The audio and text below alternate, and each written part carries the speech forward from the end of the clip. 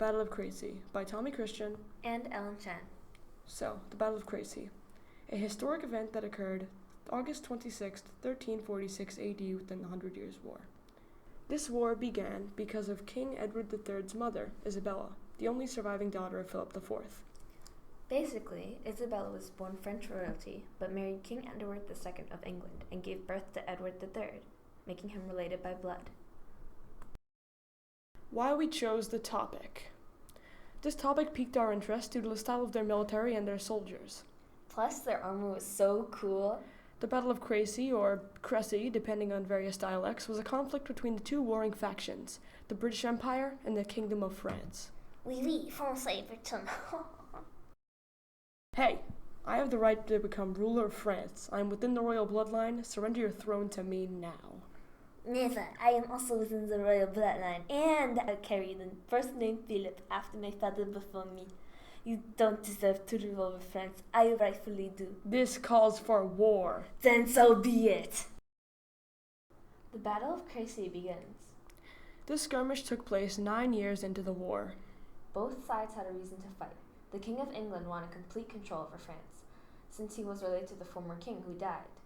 France didn't want to be under English rule. And bam! Rebellion! Kind of like another war against England that we might know about. Anyways, back on track to Crecy. Their armies. King Edward III landed a force of approximately 14,000 men in Normandy, France, and then the English marched north, looting and plundering the French countryside. Meanwhile, King Philip was warned of this threat and rallied a mighty force of roughly 12,000 men, consisting of approximately 8,000 mounted knights and 4,000 Genoese crossbowmen. Military tactics. King Edward finds out about the incoming forces and halts his army to prepare for battle. King Philip moves to attack on August 26th, as previously stated. The French army advances first with their Genoese crossbowmen. However, they are quickly shot down by their much superior British longbowmen. But crossbows are so much cooler. But core doesn't always mean more efficient. For example, a fully automatic elastic shooter wouldn't be as effective as a bow and arrow. That doesn't make any sense, but okay. Why longbows are better. Here are some benefits that longbows had over crossbows. First, the longbow was much lighter and was much easier to reload compared to the crossbow's bulky build. The longbow also had a surprisingly long range. Not to mention a longbow is much cheaper to make, consisting of pure wood and some reed or rope. The crossbow had only one bolt and required a decently long time to reload. It did take until 33 years into the war for the steel crossbow to be made. Until then, the wooden crossbow was defeated in every other category. Back to the battle.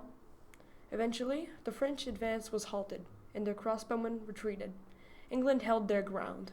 But the French sent in their cavalry and attempted to penetrate their infantry lines. As expected, they failed in doing so. They were easily destroyed by a mighty shower of arrows from the Royal British forces. The French withdrew at nightfall, with a third of their army decimated, including Philip's brother, Charles II of Alencon, his allies King John of Bohemia, and Louis II of Nevers, plus 1,500 other knights and esquires. This battle marked the decline of mounted knights in European warfare. King Edward and his army then marched to Calais, France, and the French forces then surrendered to him in 1347. But France still won the war in the end, so ha! However, with these results, France was absolutely decimated and the English moved on.